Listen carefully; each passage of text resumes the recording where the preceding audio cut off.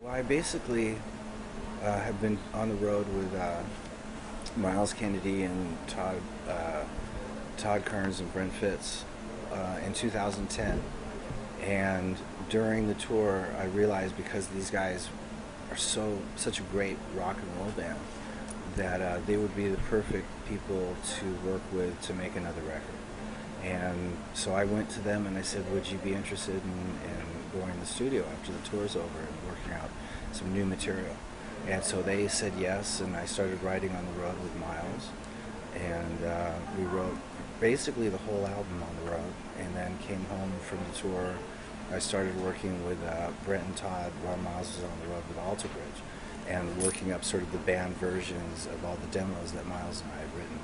And then Miles came back from the tour with Alter Bridge and started working with us, and we just sort of fine-tuned all the songs. And then we rehearsed extensively for about a month, and then went in the studio and just performed the whole album live. I've always been in a band with just one singer, so it wasn't really a new experience for me. The last record was a new experience for me. Okay.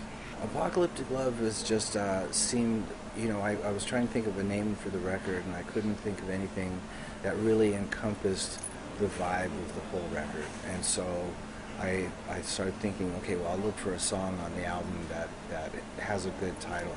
And we had the song Apocalyptic Love, and I thought, that's a catchy title, and the song itself is not something to be taken too seriously. It's sort of a joke about romantic relations on the eve of the apocalypse.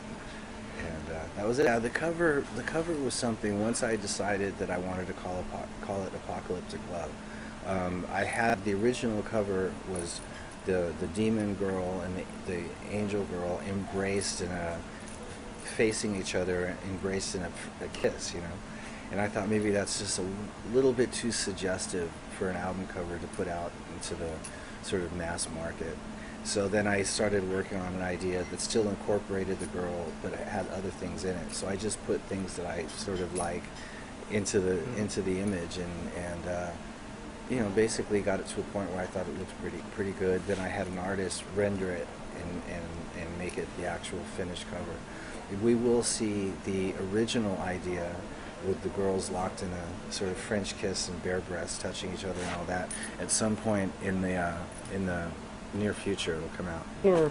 This is definitely the first real solo experience that I've had, and it's been very positive. It's been very liberating for me. It's given me a chance to really sort of see what I'm capable of without having to base my decisions on four other people's decisions and work in that kind of a format. So I'd say it's been a pretty much a high point in my career at this point. Well, I mean, the Rock and Roll Hall of Fame was obviously a huge honor. Really, to just be part of a musical entity that produced a few seemingly influential albums, and that were recognized for their impact that they have by being inducted into the Rock and Roll Hall of Fame.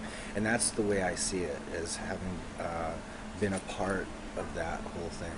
And so it was a big honor in the moment that evening when it was all happening. I was glad that I was there, and it was nice to be able to get up with a few of the original guys and actually play. I mean, Jim Marshall was single-handedly produced the most famous electric tube amplifier. He was somebody who provided equipment for some of the most iconic names in rock and roll back in the 60s and all throughout the 70s. And there's a certain identifiable tone that the Marshall amplifier has. When I was 14 and 15, that's what I was aspiring to get once I could scrape enough money together to get one. And I finally did, probably when I was around 16 years old, and it's been a part of my sound ever since. So Jim inadvertently had a huge influence on me, and then I met him in like 1991. He and I met, and it was he sort of took me under his wing. He produced the first ever artist series amplifier that they ever made, which was the first Slash model amplifier. And you know, was always just a really good guy and always really good to me, and I always really respected the kind of work ethic that he had and the kind of commitment he had to what it was that he did, you know. And I'm very proud to have known him, and I'm proud to be part of the sort of Marshall family. You know?